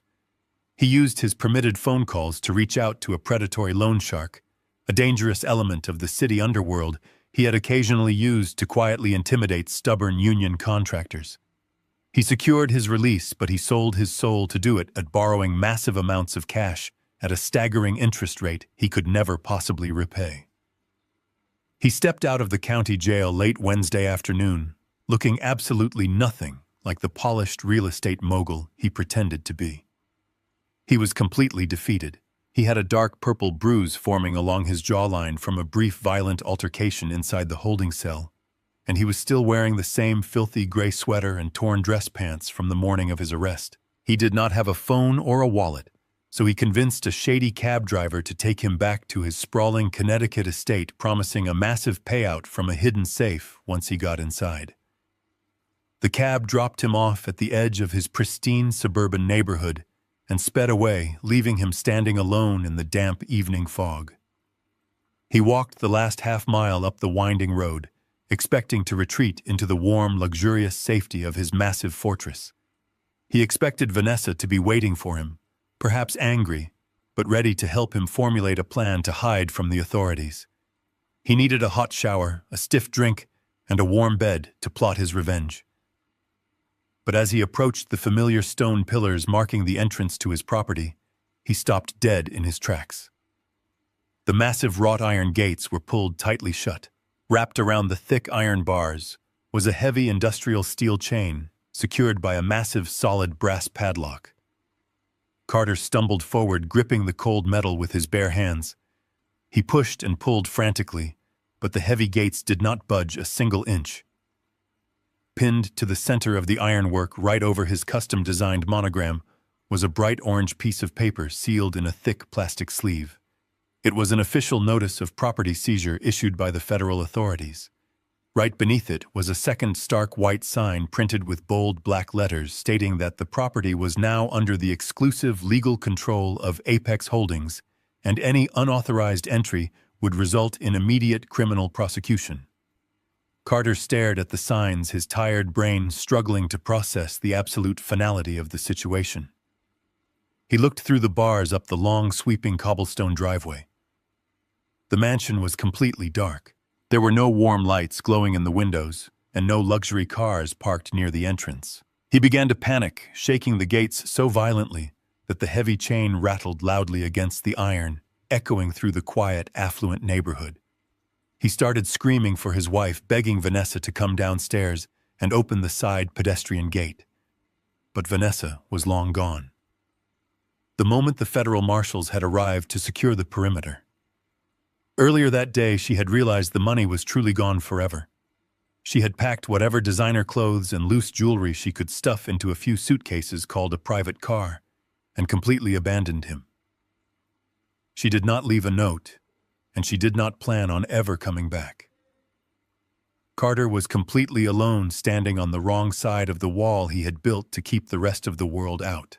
I stepped out from the deep shadows of the large oak trees lining the inside of the driveway. I had been waiting there for nearly an hour, anticipating his arrival. I walked slowly down the cobblestone path, the gravel crunching softly beneath my heavy work boots. Carter stopped shaking the gates when he saw my silhouette approaching. As I stepped into the pale light of the street lamp, his eyes widened in absolute shock, and then narrowed into a desperate, furious glare. I stopped just a few feet away from him, separated only by the heavy iron bars. I did not say a word. I simply reached into the pocket of my faded corduroy jacket and pulled out a heavy ring of brass keys. They clinked softly in the quiet night air. They were the master keys to the entire estate, legally handed over to me by the federal marshals after the property was secured under my holding company. Carter stared at the keys dangling from my bandaged fingers, and the last remaining shred of his sanity finally snapped. He grabbed the iron bars, wrapping his hands so tightly around the metal that his knuckles turned completely white. He pressed his bruised face against the cold iron and began to scream. He demanded that I open the gate immediately. He yelled that he had a legal right to enter his own home, claiming this was a massive misunderstanding and that he would have me arrested for trespassing. When I did not react to his empty threats, his tone completely shifted from aggressive rage to pathetic whimpering. He dropped to his knees on the damp pavement, still gripping the bars. He looked up at me with tears streaming down his dirty face and began to beg. He sobbed that he had absolutely nowhere to go. He cried that Vanessa had completely abandoned him, that his wealthy friends were ignoring his calls, and that dangerous men were coming to collect the bail money he owed them. He pleaded with me to let him hide in the basement just for one night. I looked down at the man kneeling in the dirt on the public street. I looked at his expensive, tailored pants now ruined and stained with mud. I did not feel a single drop of pity. I remembered the intense, agonizing heat of the artificial flames searing the flesh of my palms. I remembered the smell of the burning cotton and the beautiful blue threads turning into black ash. I remembered the cruel, mocking laughter of his wealthy friends and the utter, absolute disdain in his voice when he threw his dying mother, final act of unconditional love, into the fire. I stepped closer to the gate until I was looking directly down into his desperate, tear-filled eyes. I kept my voice incredibly low and perfectly calm so he would have to strain to hear every single syllable. I told him he was standing outside a property legally owned by a man he had completely destroyed. I paused for a long moment, letting the absolute silence of the neighborhood amplify my final sentence. I repeated the exact words he had so proudly spoken to me just a few nights ago. Trash does not belong in my mansion, Carter. I did not wait for his response. I did not stay to watch him cry or listen to his pathetic apologies. I turned my back on him, sliding the heavy brass keys back into my jacket pocket. I began the long, slow walk up the cobblestone driveway toward the massive, dark house. Behind me, Carter began to scream my name, his voice tearing through the quiet, affluent street, filled with pure, unadulterated agony. He rattled the heavy steel chain and kicked the iron bars, but the gate held perfectly firm. I did not turn around. I walked up the wide stone steps, unlocked the heavy mahogany front door, and stepped inside. I closed the door firmly behind me, engaging the deadbolt with a loud, heavy click. The sound completely severed the final connection between us, leaving him locked out of his own life, shivering on the dark street, waiting for the monsters he had borrowed from to finally come and collect their debt. Vanessa did not wait around to see the federal authorities lock the heavy iron gates of the estate. She had packed her most expensive leather suitcases the very moment she realized the bank accounts were permanently frozen over the weekend. She hired a private car service on a lingering corporate tab and fled to a luxury hotel downtown. She ordered expensive room service and drank vintage champagne, trying to calm her nerves. She truly believed she could simply walk away from the massive financial crater my son had created. She thought her beauty and her perceived wealth would easily shield her from the brutal consequences of his actions. She planned to distance herself completely, to play the role of the innocent, betrayed wife. But when she tried to pay for her extended stay the next morning, the hotel concierge politely informed her that every single credit card she presented was completely blocked. The reality of her situation began to close in around her with terrifying speed. She needed liquid cash immediately. She needed to hire a ruthless, high-powered divorce attorney to completely sever her legal ties to Carter before the federal government started looking into her own extravagant spending habits. She retreated to her hotel suite and opened her leather travel case. She pulled out the heavy velvet boxes containing her most prized possessions. Inside rested her massive 6-carat diamond engagement ring, her matching diamond wedding band, and 3 heavy platinum tennis bracelets. These were the items she had proudly flashed at country club luncheons and charity galas, using them as physical proof of her absolute superiority over everyone else. She believed she was holding at least $500,000 in precious stones. She dressed in a sleek, dark designer suit, put on her oversized sunglasses, and walked confidently out of the hotel. She hailed a cab and gave the driver the address of an exclusive high-end jeweler located in the center of the Diamond District. She walked into the quiet, heavily guarded showroom, with the exact same arrogant posture she had displayed when she mocked Caroline and her handmade quilt.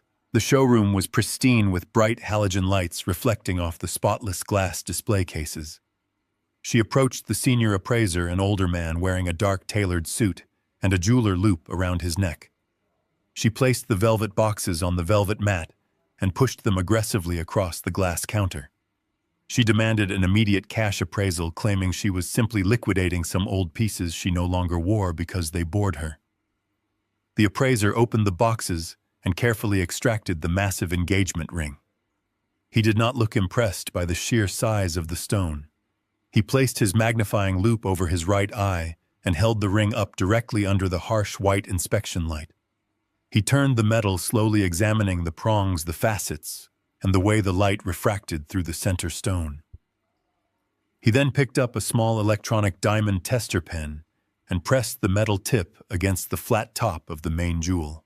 The small device emitted a flat, dull tone, and a red light illuminated on the side, indicating a complete failure.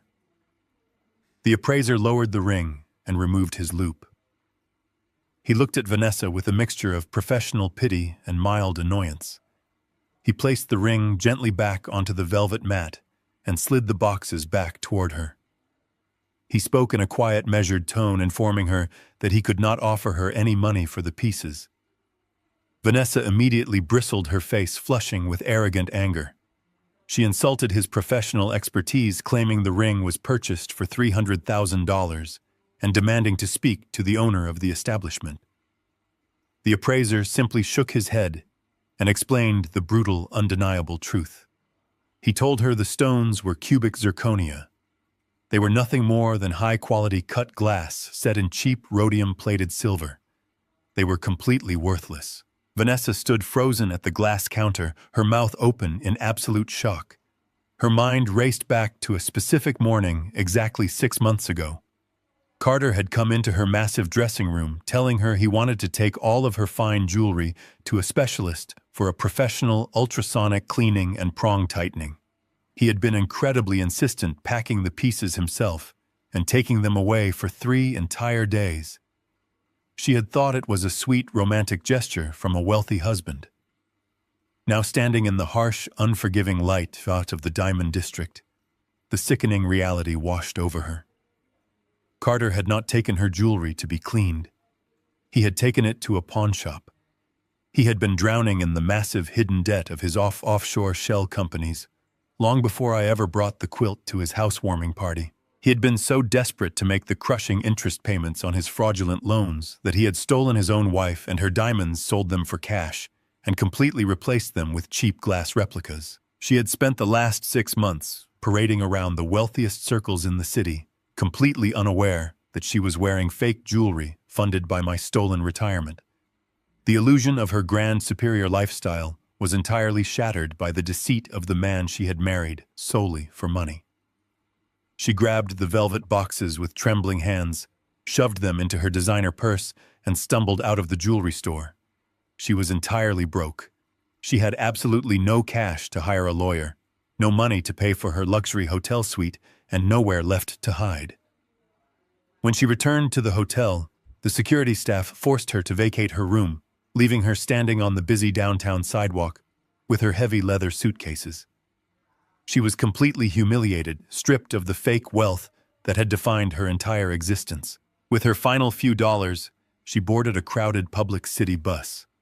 She sat in the very back row, clutching her heavy bags, as the bus slowly drove away from the towering glass skyscrapers of the financial district. She watched through the dirty window as the scenery changed from pristine, manicured avenues to the cracked pavement and faded storefronts of the lower middle-class neighborhood where she had grown up. She walked the last 3 blocks, dragging her heavy luggage behind her, until she reached a small, cramped apartment building. She had spent her entire adult life trying to escape this exact place, swearing she would never return to the humble life her hardworking parents provided. She had looked down on people who lived in these buildings, treating them like dirt beneath her expensive shoes. Now she had absolutely no other choice. She climbed the narrow wooden stairs, her designer heels clicking softly against the worn floorboards. She stood in front of their chipped, painted door, a completely broken woman returning to the very reality she thought she was too good for. The absolute destruction of her vanity was a perfect silent justice. She raised her hand and knocked on the wood, forced to beg for the exact same basic shelter she had once mocked me for having. The financial collapse had not just ruined my son. It had completely exposed the shallow, empty foundation of the woman who had laughed at his mother-dying gift. They were both finally paying the absolute price for their boundless, arrogant greed. A full week had passed since the heavy iron gates of the luxury estate were padlocked shut by federal authorities. The frantic, chaotic energy of the initial raids, the corporate liquidation, and the public humiliation had slowly settled into a cold, quiet reality. It was a crisp Tuesday morning when I decided to visit the local cemetery. I stopped at a small independent florist on the corner of my street and bought a large, beautiful bouquet of fresh blue hydrangeas. They were Caroline's favorite flowers. She used to grow massive, vibrant bushes of them along the side of our modest house, tending to the soil with such gentle, deliberate care, even when her illness began to drain her strength. I drove through the tall, wrought iron gates of the quiet memorial park, feeling the familiar heavy ache in my chest that always accompanied my visits. I parked my old Ford truck on the side of the winding paved road and walked slowly down the manicured green paths, listening to the cold morning wind rustling through the high branches of the old oak trees. As I approached the gentle crest of the hill where my wife was buried, I noticed a figure sitting on the damp morning grass directly next to her polished granite headstone. It was Carter. I stopped walking for a long moment, simply standing on the path and observing the man who had caused so much profound destruction in our lives. He looked absolutely unrecognizable from the polished, arrogant real estate developer who had stood holding court with millionaire investors just 2 weeks ago. He had seemingly aged 10 years in the short span of 7 days. He was completely unshaven, his face covered in a dark, coarse shadow of stubble, and his skin had taken on a sickly gray pallor. He was wearing the exact same wrinkled suit he had worn to his federal arraignment hearing earlier that week. The expensive fabric was stained with dirt and sweat hanging loosely off his frame, as if he had stopped eating entirely. He looked like a hollow, empty shell of a human being, completely drained of the toxic vanity that used to fuel his every move. He heard the heavy tread of my work boots crunching against the gravel path and slowly turned his head. When he saw me standing there holding the blue flowers, a profound, pathetic desperation washed over his exhausted face.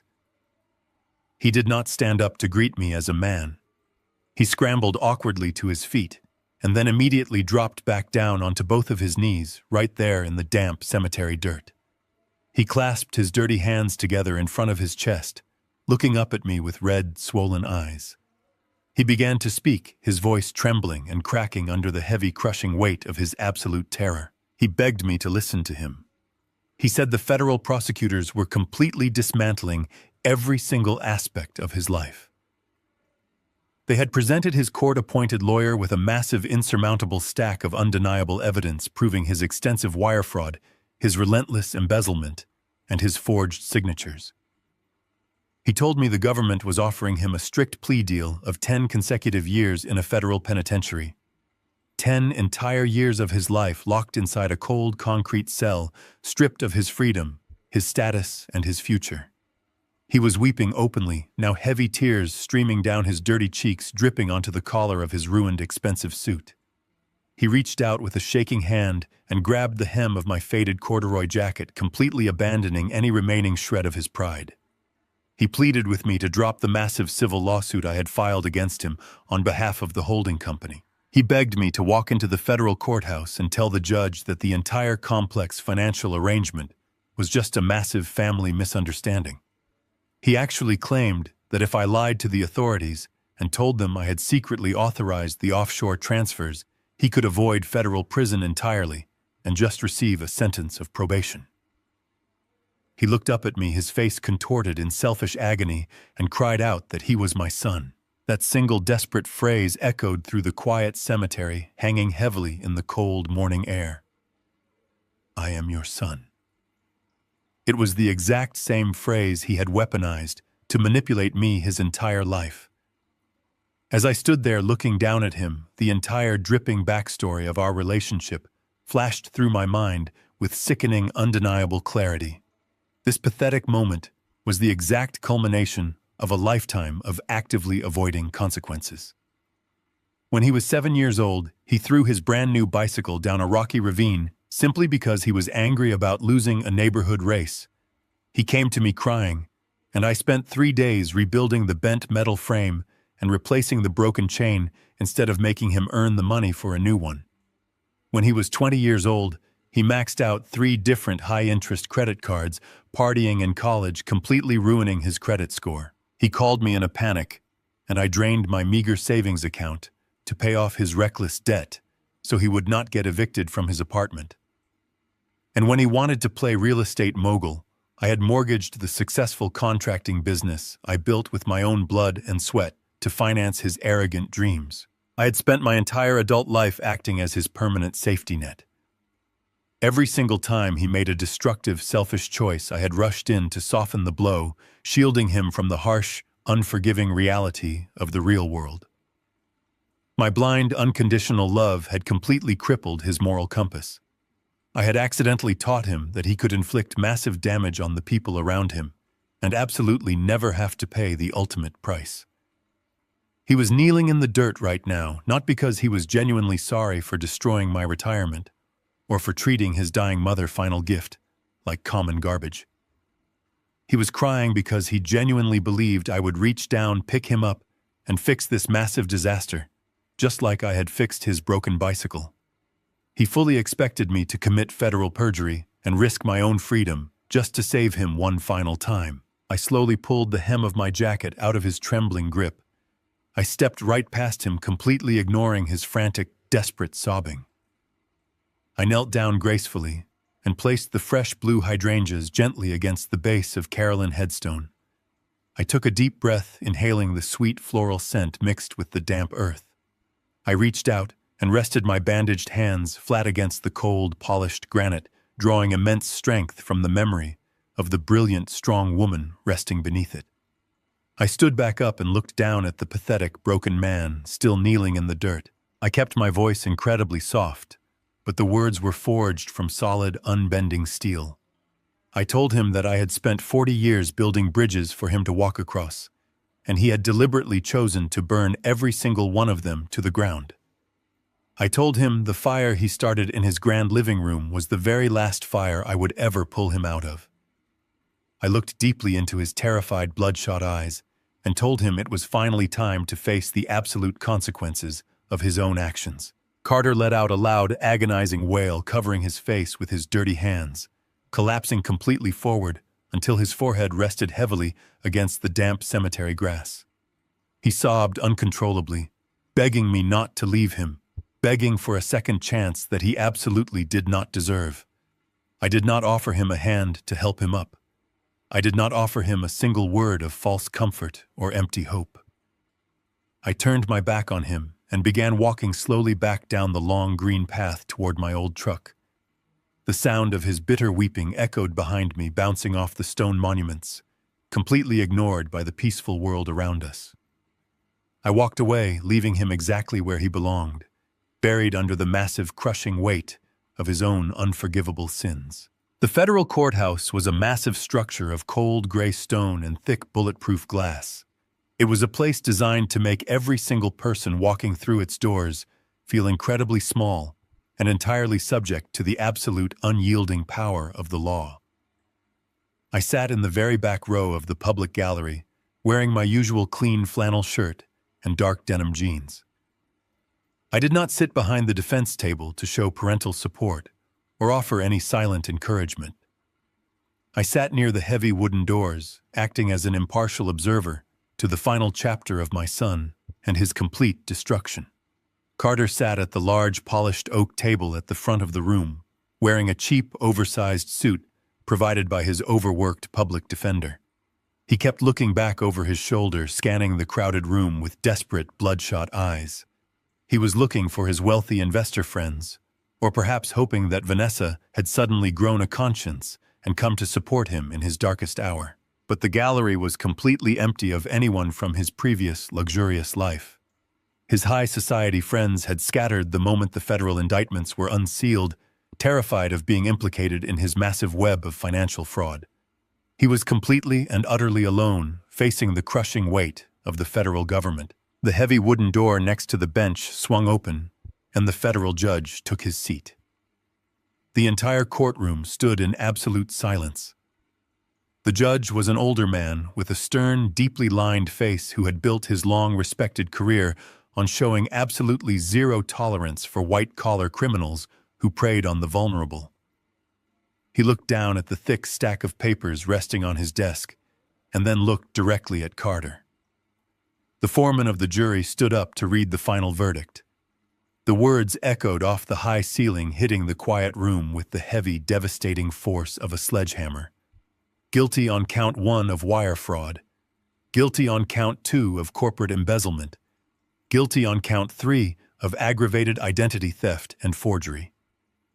The foreman continued reading down the long, exhausting list, outlining every single stolen dollar and every single forged document my wife had so meticulously tracked. There were 32 felony counts in total. With every single word of affirmation, Carter seemed to physically shrink in his wooden chair, his shoulders collapsing inward, as the sheer magnitude of his crimes was officially entered into the permanent federal record. Before handing down the final sentence, the judge leaned forward, folding his hands, and spoke directly to my son. The judge noted that the most reprehensible aspect of this entire criminal enterprise was not the massive amount of money stolen from honest blue-collar contractors or the fraudulent loans secured from downtown banks. The judge stated that the true tragedy was the profound, malicious betrayal of the very family that had sacrificed everything to give the defendant a solid foundation in life. The judge looked toward the back of the courtroom, making brief, silent eye contact with me, before turning his severe, unforgiving gaze back to Carter. He stated that because there had been no cooperation during the investigation, no genuine remorse shown to the victims, and absolutely no intervention from the primary victim to ask for any form of leniency, the court would impose the maximum penalty allowed by the strict federal guidelines. Carter was sentenced to 8 consecutive years in a maximum security federal penitentiary without the possibility of early parole. The heavy wooden gavel fell, hitting the sounding block with a sharp, loud crack. That single sound marked the absolute definitive end of his fake empire. 2 federal marshals immediately stepped forward, pulling Carter roughly to his feet and escorting him through the side door to begin his long, dark decade behind concrete walls. The legal system moves incredibly slow, but the financial recovery process is merciless and incredibly fast. 3 months after the heavy iron doors of the federal prison locked behind my son, the government began liquidating the physical remnants of his fraudulent life to pay restitution. The sprawling Connecticut mansion where this entire nightmare began was put up for public auction on the broad stone steps of the county courthouse. It was a brisk Tuesday morning when I arrived holding a certified bank draft secured by the fully recovered and legally cleared assets of Apex Holdings. Several wealthy developers and aggressive real estate speculators had gathered to bid on the massive property, hoping to score a lucrative deal on a distressed luxury asset. They looked at my faded jacket and work boots and immediately dismissed me as a lost bystander. But I was not there to make a profit. I was there to reclaim the ground where my wife and her final beautiful gift had been so cruelly disrespected. As the auctioneer began calling out the rising numbers, I simply raised my numbered paddle and kept it raised. The aggressive speculators tried to run the price up, trying to intimidate me out of the bidding war. I did not flinch. I systematically outbid every single wealthy man in the crowd, using the very money Carter had stolen from my retirement to buy back the fortress he had built. When the auctioneer finally shouted sold, the massive estate legally belonged to me, free and clear. I did not want to live in that house. The imported marble floors and the grand vaulted ceilings were permanently stained by the toxic memory of his extreme vanity. I had absolutely no desire to sleep in the massive master bedroom or walk the manicured grounds where he had laughed at my burned hands. The very next morning, I drove my old truck to the headquarters of a prominent local nonprofit organization that specialized in providing comprehensive housing and medical support for displaced military veterans. I sat down with the director of the charity, a retired Marine who had dedicated his post-military life to helping broken men rebuild their lives.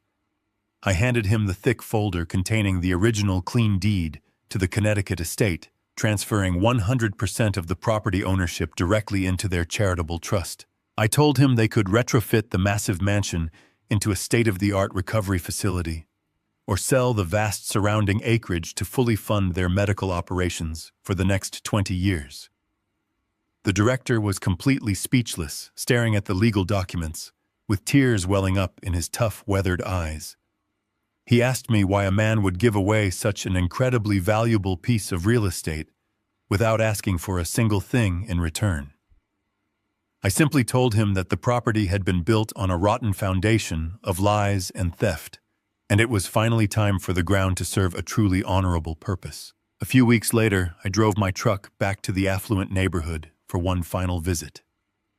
I parked on the street exactly where I had parked on the night of the terrible housewarming party. The charity had immediately decided to alter the property to suit their operational needs, and their very first step was removing the massive barriers my son had erected to keep people like me away. The wealthy neighbors stood on their pristine lawns whispering in panicked tones as they watched the events unfold. I stood on the damp grass leaning against the hood of my truck and watched as a massive yellow bulldozer rolled up the long cobblestone driveway. The heavy diesel engine roared, filling the quiet suburban street with the glorious sound of heavy industry. The operator lowered the massive steel blade and drove directly into the towering wrought iron gates. The heavy stone pillars cracked loudly and crumbled into a cloud of white dust. The thick iron bars twisted and snapped under the immense mechanical pressure, falling heavily to the ground with a satisfying metallic crash. I watched the physical symbols of my son and his arrogant exclusion completely destroyed, reduced to a pile of broken rubble in a matter of minutes. The false empire he had built was completely leveled, and the earth beneath it was finally salted. The cold air felt incredibly clean in my lungs. Justice had not just been served in a quiet, sterile courtroom. It had been executed with absolute, undeniable finality right there on the exact spot where his betrayal began. The most profound lesson I learned from this entire ordeal is that true power never roars. It does not need expensive suits or imported cars to prove its worth. True power is incredibly quiet. It is the silent, meticulous preparation of a mother and the cold, calculated patience of a father. We often mistake arrogance for strength and silence for weakness, but arrogance is incredibly fragile, built entirely on lies and stolen money. When you treat the people who gave you everything like disposable trash, you are not asserting dominance. You are simply digging your own grave. The truth always survives the fire, and justice always collects its absolute debt. If you believe that arrogance always gets exactly what it deserves, in the end, hit the like button, subscribe to the channel, and share your thoughts in the comments below.